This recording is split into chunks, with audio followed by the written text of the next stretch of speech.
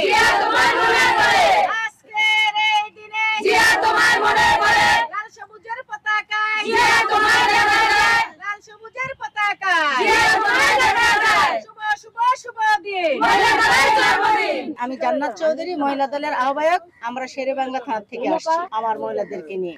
আজকে দেশবাসীর কাছে আমাদের একটাই প্রত্যাশা, এই 47তম জন্মবার্ষিকী উপলক্ষে আমরা বিগত 17 বছর আমরা মহিলা দলের প্রতিষ্ঠা বার্ষিকী আমরা সুন্দরভাবে পালন করতে পারি নাই। আমরা নির্যাতিত ছিলাম, আমরা মাজারে ঢুকতে পারি নাই। দেখা গেছে 1-2 জন এসে মাজারে একটু চুপ করে ফুল দিয়ে আমরা চলে গেছি। আজকে যে উৎসব মুখে আমরা সবাই আসছি, এত সুন্দর পরিবেশে আজকে আমরা উদযাপন করেছি 47তম মহিলা দলের প্রতিষ্ঠা বার্ষিকী। আজকে আমাদের মনে হচ্ছে আমাদের লং টাইম একটা সময় পার করে আমরা আজকে সুন্দর পরিবেশে মহিলা দলের প্রতিষ্ঠা বার্ষিকী আমরা পালন করেছি।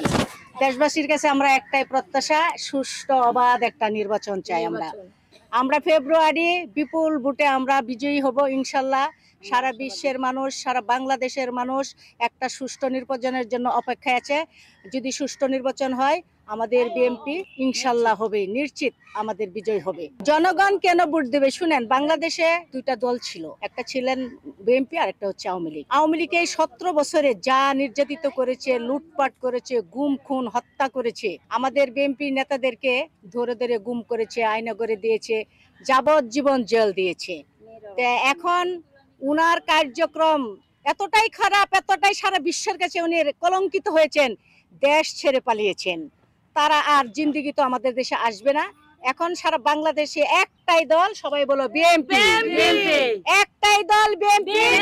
সুষ্ঠু নির্বাচন হলে আমরাই বিজয়ী হব ইনশাআল্লাহ। সারা বাংলাদেশের মানুষ একটা নির্বাচনের অপেক্ষায় আছেন, কবে নির্বাচন হবে।